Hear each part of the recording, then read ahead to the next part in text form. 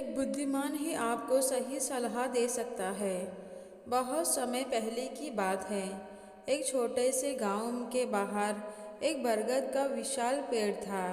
पेड़ पर नर व मादा कौवे अपने बच्चों के साथ रहते थे।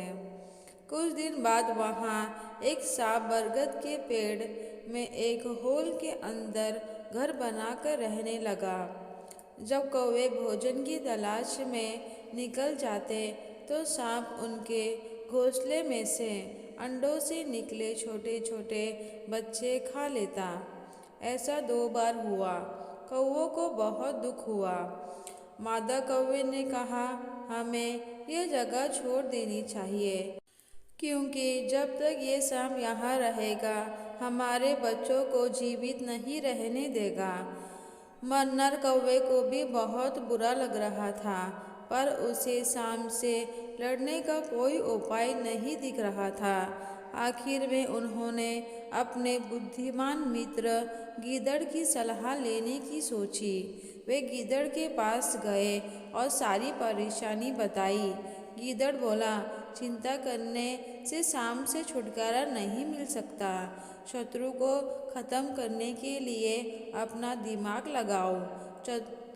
चतुर गीदड़ ने पल भर सोचा और फिर उसने शत्रु को खत्म करने की शानदार योजना बता दी।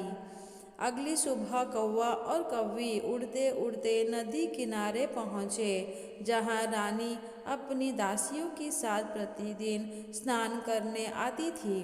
वे अपने कपड़े तथा गहने उतार कर पानी में उतरती। कुछ ही दूरी पर खड़े दरबान सामान की देख रेख कर रहे थे।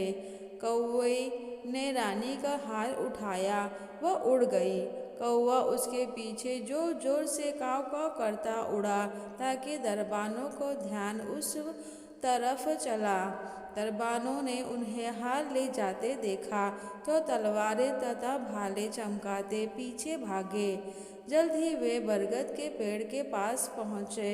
उन्होंने देखा कि कौवों ने हार को सांप के बिल में फेंक दिया। उन्होंने एक लंबी लाठी की मदद से हार निकालने की कोशिश की। सांप चिढ़ गया, वह फुचकाता हुआ बाहर निकला। दरबान डर गए, वे उसे लाठी से पीट पीट कर मार दिया। फिर वे हार लेकर चले गए। कौवा व कौवी सांप को मरा देख बहुत प्रसन्न हुए। उन्होंने चतुर गीदड़ को अपनी मदद के लिए धन्यवाद दिया। इसके बाद वे अपने बच्चों के साथ बरगद के पेड़ पर खुशी खुशी रहने लगे। इस कहानी से हमें ये सीख मिलती है कि चिंता से किसी भी समस्या का हल नहीं निकलता। पहले तो हमें बगैर डरे हर परेशानी को दूर करने की कोशिश करनी चाहिए, और अगर हल ना मिले तो ऐसे इंसान से सलाह लेनी चाहिए जो हमें सही सलाह दे।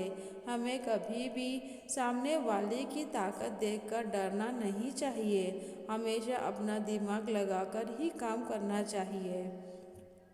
अगर आपको यह कहानी अच्छी लगी तो प्लीज़ मेरे चैनल को लाइक, शेयर और सब्सक्राइब कीजिए और बेल बटन को दबाना ना भूलें।